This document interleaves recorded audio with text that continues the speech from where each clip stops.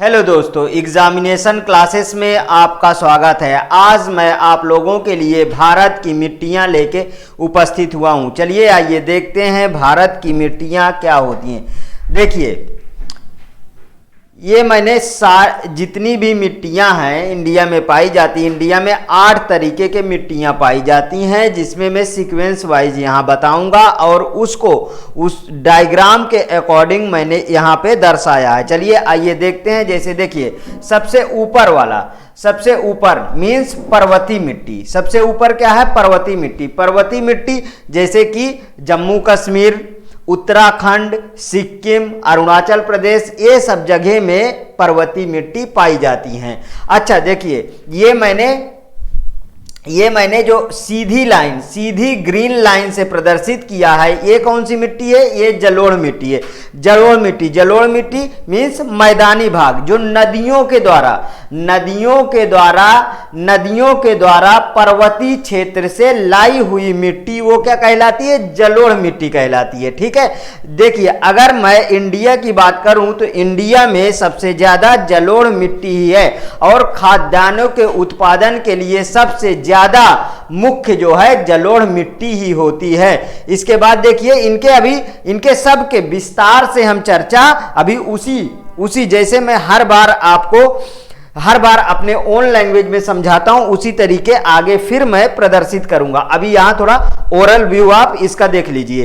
देखिए, एक क्रॉस से मैंने क्या प्रदर्शित किया है? क्रॉस से काली मिट्टी। देखिए, काली मिट्टी कहां पे है? ये गुजरात के सौराष्ट्र और मध्य प्रदेश और यहां पे कहा है? महाराष्ट्र। काली मिट्टी में सबसे ज्यादा क्या उपजाऊ होता है? कपास का उत्पादन होता है, लेकिन सबसे ज्यादा तो ये महाराष्ट्र में, लेकिन कपास का सबसे ज्यादा उत्पादन जो है गुजरात में होता है। ये ध्यान रखिएगा। देखिए, यहां पे मैंने क्रॉस के थ्रू इसको जो है प्रदर्शित किया है काली मिट्टी। ये क्या है? मरुस्थली मिट्टी। देखिए, यहां पे आप देखते रहिए, सबको मैंने सीक्वेंस डाला हुआ है। मरुस्थली मिट्टी मीन्स डॉट द्वारा, मैंने ब्लू डॉट द्वारा प्रदर्शित किया है मरुस्थली मिट्टी अधिकतर कहां पाई जाती है? राजस्थान में पाई जाती है मरुस्थली मिट्टी। इसके नीचे आ जाइए। इसके नीचे जो मैं प्लस से प्रदर्शित किया हूं, प्लस से क्या है? प्लस से लाल मिट्टी। ये डायरेक्ट क्वेश्चन आता है, इसको आप नोट कर लीजिएगा। लोहे का अयस्क सबसे ज्यादा किस मिट्टी में पाया जाता है? तो आप क्या आंसर करेंगे? लाल मिट्टी में पाया जाता है। इसका क्षेत्र आप देख लीजिए, यहां से लेके ये तमिलनाडु तक लाल मिट्टी पाया जाता है। देखिए, यहां पे देखिए, ये आंध्र प्रदेश तट, तमिलनाडु, ये सब जगह में फिर से क्या है? यहाँ पे मैदानी भाग मीन्स जलोढ़ मिट्टी यहाँ पे आएगा, क्योंकि ये नदियों के, मैंने बताया था और इसके प्रीवियस वीडियो में आप देखेंगे, इधर क्या है? इधर जो है पश्चिमी घाट है जो कगारनुमा है, और इसके पूर्व पश्चिमी घाट जो है भारत के पश्चिम साइड में पूर्व दिशा में कटा छटा पर्वत, ये जो है गोंडवाना लैंड का क्षेत्र है, और इसमें आगे कटा छटा पर्वत, मतलब इधर से नदियों का ढाल किधर है? पश्चिम से पूर्व की तरफ है। तो नदियां जो है पठार को काट के यहाँ पे ले गई हैं, और बंगाल खाड़ी में अपना मुहाना बनाने के कारण इस पर्वत को काट छांट दिए हैं। तो ये नदियों के द्वारा लाया गया ये मैदानी भाग, ये भी क्या है? जलोढ़ मिट्टी का भाग है। यहाँ पे आप देख लीजिए, जलोढ़ मिट्टी का भाग है, और यहाँ भी बहुत उपजाऊ भूमि पाई जाती है। अब इसके पश्चिमी घाट में देखिए, यहाँ पे देखिए थोड़ा सा पार्ट, यहाँ पे भी जो जलोढ़ मिट्टी पाई जाती है इसके किनारे में। इसके बाद मैंने यहाँ पे देखिए लैटराइट मिट्टी को मैंने लाल कलर से एग्जैक्ट प्रदर्शित किया है। लैटराइट मिट्टी पश्चिमी घाट में पाई जाती है। इसके बाद यहाँ पे आ जाइए, पश्चिमी घाट के अलावा जो है पश्चिम बंगाल में पाई जाती है। यहाँ पे मेघालय में आप देखेंगे, यहाँ पे भी लैटराइट मिट्टी पाई जाती है। लैटराइट मिट्टी, और ये यहाँ पे देखिए, यहाँ पे भी लैटराइट मिट्टी पाई जाती है। इतना समझ में आ गया? अगर इतना समझ में आया, इसके बाद दो और मिट्टी को देख लीजिए। पीट एवं दलहनी मिट्टी है, लौड़ी एवं क्षारीय मिट्टी है। देखिए, सबसे पहले पर्वतीय मिट्टी, जलोढ़ मिट्टी, काली मिट्टी, लाल मिट्टी, लैटराइट मिट्टी, मरुस्थल मिट्टी, पीट एवं दलहनी मिट्टी, लौड़ी एवं क्षारीय मिट्टी। जैसा मैंने यहाँ पे प्रदर्शित किया है, उसी तरीके इस डायग्राम में में आप देखते ही पता पा जाएंगे कौन सी मिट्टी कहां पे है और किस क्षेत्र तक इसका विस्तार है, कहां पे इसका नहीं है। अगर क्वेश्चन आता है कि काली मिट्टी कहां पे पाई जाती है, तो देखिए आप जैसे ही आप इस डायग्राम को देखेंगे तुरंत बताएंगे काली मिट्टी का क्षेत्र कहां पे है। लाल मिट्टी पूछा जाएगा तुरंत बता देंगे, मैदानी भाग का मिट्टी पूछा जाएगा, जलोढ़ मिट्टी तुरंत बता देंगे, पर्वतीय मिट्टी पूछा जाएगा उसको भी आप देखते ही डायग्राम को बता देंगे। इसलिए ये डायग्राम बहुत ही पेपर के लिए अहम है। मैं आशा करता हूं आप इसका एक स्क्रीनशॉट ले लीजिए जिससे मैं आगे बढ़ूं और इसको मैं डिटेल से समझा सकूं। ओके दोस्तों, आपने इसका स्क्रीनशॉट ले लिया है, अब मैं आगे बढ़ता हूं। सबसे पहले भारतीय मृदा विज्ञान संस्थान, Indian institute of social science, Indian institute of social science कहां पे है? भोपाल। कहां पे है? इसका मुख्यालय भोपाल। और देखिए Indian council for agriculture and research, Indian council for agriculture and research centre, ये कहां पे है? न्यू दिल्ली पे। New Delhi means ICAR, ICAR कहां पे है? ICAR, ICAR यहां पे लिख लीजिए आप, भारतीय कृषि अनुसंधान, भारतीय कृषि अनुसंधान परिषद, इसको इंग्लिश में बोलते हैं इंडियन, डायरेक्ट इसमें इस टॉपिक पे भी क्वेश्चन पूछा गया है इसलिए आप नोट कर लीजिए, Indian council for research, Indian council for research नहीं, एग्रीकल्चर,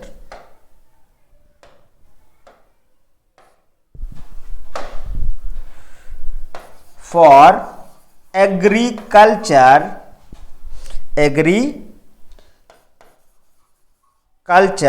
रिसर्च। ठीक, इसको क्या बोलते हैं? ICAR। ICAR का मुख्यालय कहां पे है? कहां पे है? न्यू दिल्ली।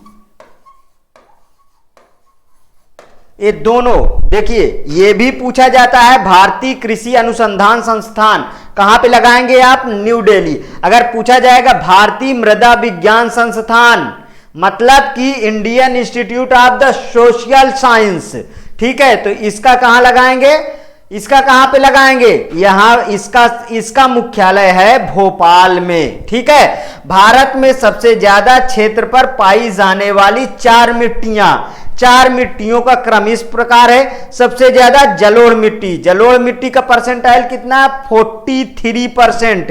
कितना है मित्रों?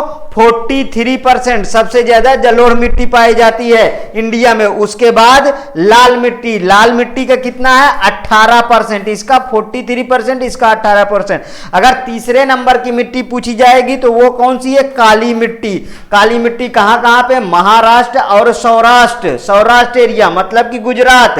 आप इस तरीके से याद करिए, उस डायग्राम को अपने दिमाग में बैठा लीजिए और वही डायग्राम आपका एग्जाम में याद आना चाहिए, तभी आप उसको क्वेश्चन पढ़ते ही आंसर लगा देंगे कि ये मिट्टी यहां पे पाई जाती है। इसके बाद लैटराइट मिट्टी कितनी है? 3%। लैटराइट मिट्टी का भाग कितना है? 3% है। चलिए आइए देखते हैं। भारत की सभी मिट्टियों में 3 पोषक तत्व की कमी आती है। भारत में सभी मिट्टियों में 3 पोषक तत्वों की कमी आती है, जैसे ह्यूमस, नाइट्रोजन, फास्फोरस। अच्छा देखिए, एक बात बताइए, आप यदि इस मैदानी भाग की तरफ, मतलब कि उत्तर के मैदानी भाग के इलाकों में जिधर जलोढ़ मिट्टी पाई जाती है, आप देखे होंगे कि वह उधर नहरें बहुत ज्यादा हैं। जब नहरों से सिंचाई होती है, तो मैंने इसके प्रीवियस वीडियो में भी इसको डिस्कस कर चुका हूं, तब उसमें जो है पानी ट्यूबवेल से खोल दिया जाता है या नहर से खोल दिया जाता है, ठीक है, और पानी जो है खेतों में भर जाता है। उसके बाद पानी का वाष्प होके ऊपर चला जाता है, तो मिट्टी में एक सफेद कलर की परत जम जाती है। सफेद कलर की परत जम जाती है, वो क्या है? वो है क्षारीय, उस भूमि को बनाती है। तो सबसे ज्यादा क्षारीय मृदा कहाँ है? मैदानी भाग में। सबसे ज्यादा क्षारीय मृदा कहाँ है? मैदानी भाग। अगर वहीं पे सबसे ज्यादा लवणीय की बात करें तो सौराष्ट्र के ऊपर वाला, गुजरात में सौराष्ट्र के ऊपर वाला भाग जो है वो क्या है? सबसे ज्यादा लवणीय मृदा वहां पे पाई जाती है। मतलब कि समुद्र तल के किनारे है, समुद्र का दलदली भाग है, समुद्र का ज्वार आता है, ज्वार भाटा के कारण वहां पर पानी पहुंचता रहता है, फिर से जाता रहता है। वहां पे क्या है? सबसे ज्यादा लवणीय भूमि पाई जाएगी। यहां पे देखिए ह्यूमस, नाइट्रोजन और फास्फोरस की मैं बात कर रहा हूं, तो जो मैदानी भाग है उसमें आप देखते होंगे सफेद कलर की यूरिया, अक्सर धान और गेहूं में उसका छिड़काव होता है। सफेद कलर की यूरिया, उसमें क्या होता है कि यूरिया में सबसे पहले ऊपर ही आप जैसे ही बोरी में देखेंगे ऊपर लिखा रहता है 46% नाइट्रोजन। कितना? 46% नाइट्रोजन।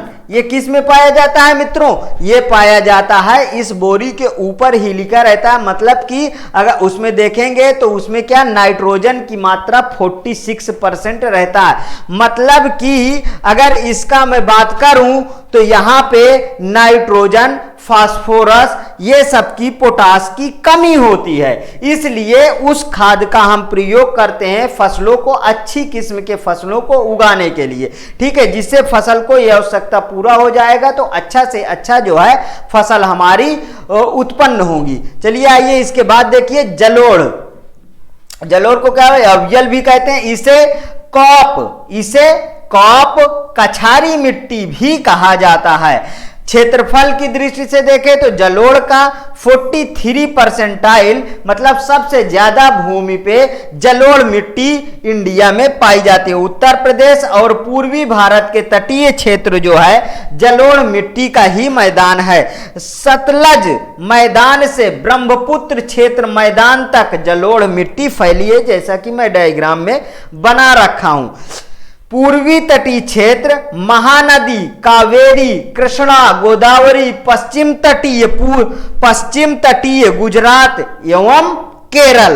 मतलब कि ये जितना मैं पूर्वी तटीय मैदान और जितने भी मैंने बताया महानदी, कावेरी, कृष्णा, गोदावरी, पश्चिमी तटीय गुजरात एवं केरल, यहां तक इस मिट्टी का क्या है? ये मिट्टी पाई जाती है। जलोढ़ मिट्टी पहाड़ी क्षेत्र से नदियों द्वारा लाई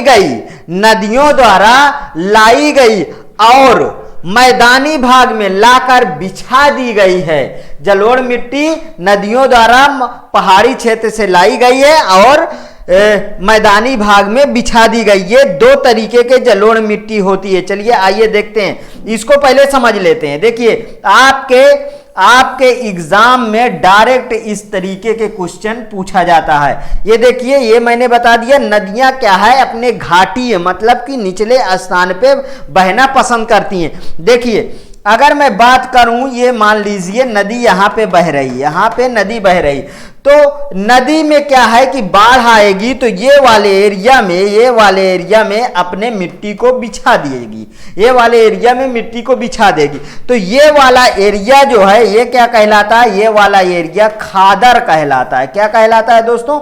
खादर कहलाता है। और जो ऊंचाई वाला एरिया होता है इसे हम बांगर कहते हैं। इसे क्या कहा जाता है? बांगर कहते हैं। ठीक है, अब देखिए क्वेश्चन आता है खादर मिट्टी क्या होती है और बांगर मिट्टी क्या होती है। जो नदियों के तट पे, मतलब हर वर्ष नदी द्वारा एक नया लेयर बिछा दिया जाता है, उसे हम खादर कहते हैं। खादर मिट्टी सबसे ज्यादा उपजाऊ मिट्टी जो होती है वो खादर मिट्टी होती है। क्यों?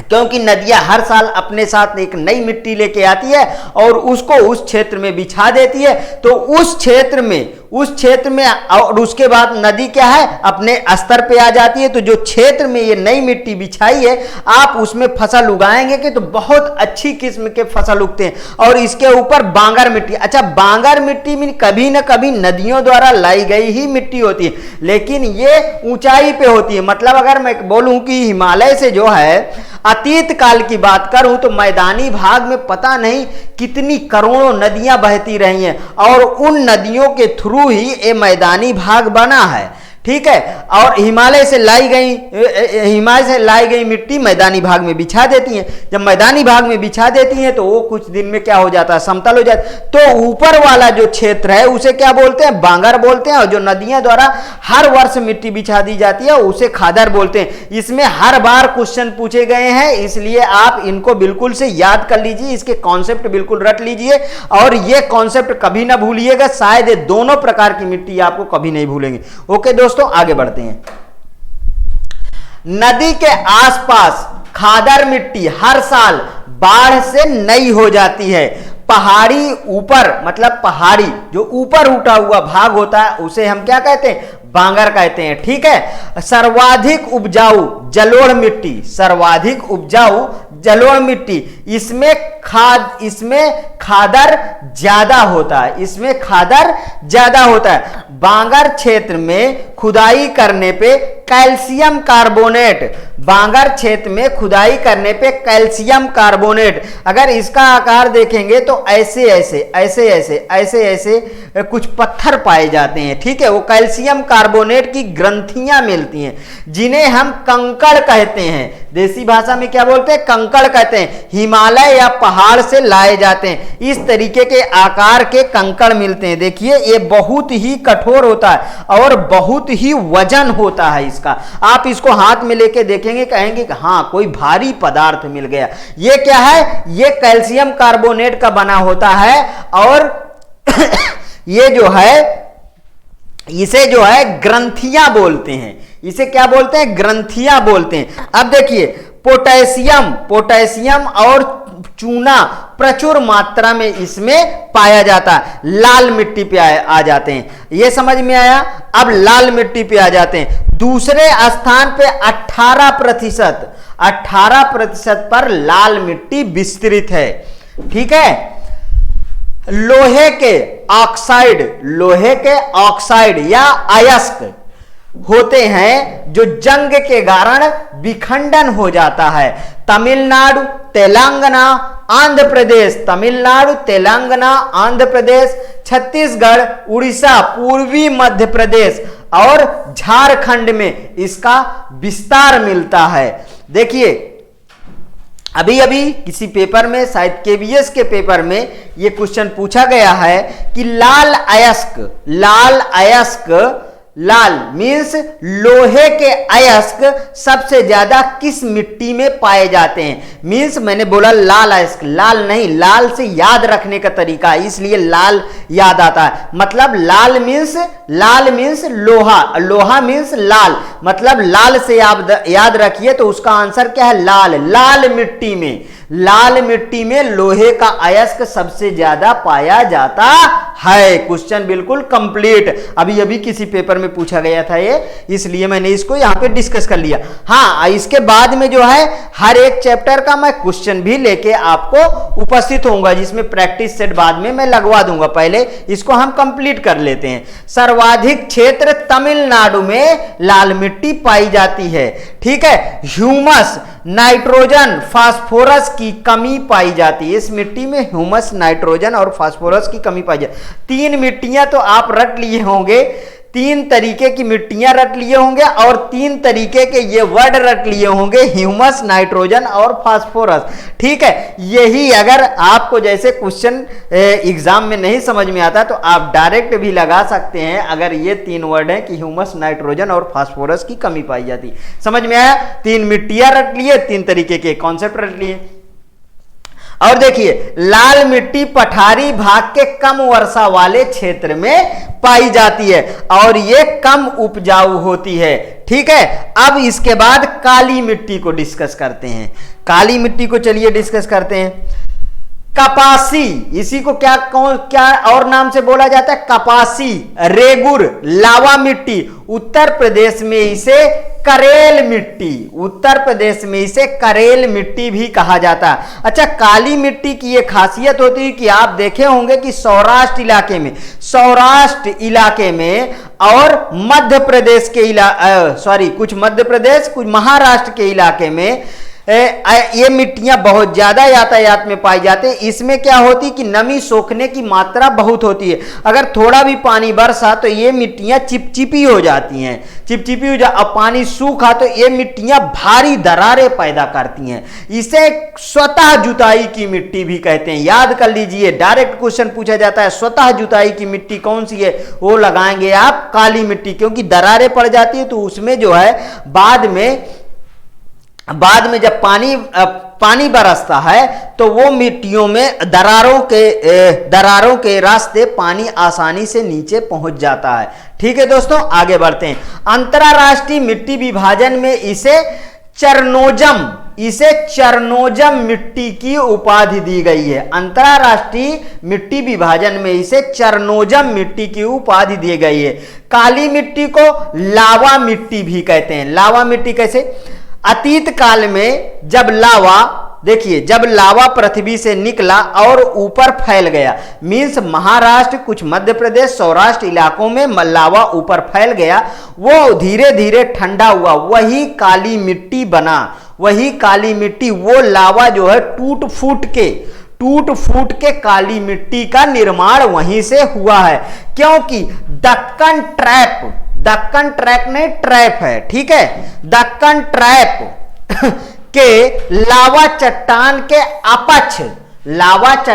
अपक्ष है, अर्थात टूटने फूटने से निर्मित मिट्टी काली मिट्टी बनी है। क्योंकि अफ्रीका महाद्वीप के अलग होने से भारत भूगर्भित चट्टाने पश्चिमी भाग के कगार के सहारे लावा का विभेदन हुआ है। लावा शांत रूप से महाराष्ट्र आसपास के क्षेत्र में बिछ गया है। वहीं पे काली मिट्टी बहुतायत में पाई जाती है। दक्कन पठार के अलावा मालवा पठार में भी पाई जाती है। सबसे ज्यादा महाराष्ट्र, अगर आपके पास क्वेश्चन आता है कि सबसे ज्यादा काली मिट्टी कहां पाई जाती है, तो सबसे ज्यादा काली मिट्टी महाराष्ट्र में पाई जाती है। काली मिट्टी का विस्तार उत्तरी कर्नाटक, महाराष्ट्र, पश्चिमी मध्य प्रदेश, पश्चिमी पूर्वी राजस्थान और गुजरात राज्य तक फैला हुआ है। जल धारण करने की सर्वाधिक क्षमता काली मिट्टी में पाई जाती है। इसके पहले भी मैं बता चुका, सूखने पर इसमें मोटी मोटी दरारें पड़ जाती है, इसीलिए इसे स्वतः जुताई मिट्टी कहते हैं। कपासी मिट्टी का सबसे ज्यादा क्षेत्रफल महाराष्ट्र, जबकि सबसे ज्यादा कपास गुजरात में उगाई जाती है। कहां पे उगाई जाती है? गुजरात पे क्वेश्चन आता है तो आप लगाइएगा कि सबसे ज्यादा कपास जो है गुजरात में उगाई जाती है। काली मिट्टी शुष्क खेती के लिए सर्वाधिक उपयुक्त है। शुष्क खेती डायरेक्ट पौधे की जड़ों में जाए, इधर उधर बर्बाद ना हो। दोस्तों, शायद मेरा पढ़ाया हुआ कंटेंट आपको बहुत पसंद आया होगा। यदि पसंद आता है तो प्लीज मेरे चैनल को लाइक करिए, सब्सक्राइब करिए और ज्यादा से ज्यादा दोस्तों में शेयर करिए। हाँ, इसका हूबहू पीडीएफ मेरे टेलीग्राम चैनल से आप प्राप्त कर सकते हैं। हाँ दोस्तों, जिससे और अच्छा से अच्छा कंटेंट लाके मैं आपके सामने प्रस्तुत हो सकूं। ओके दोस्तों, थैंक यू।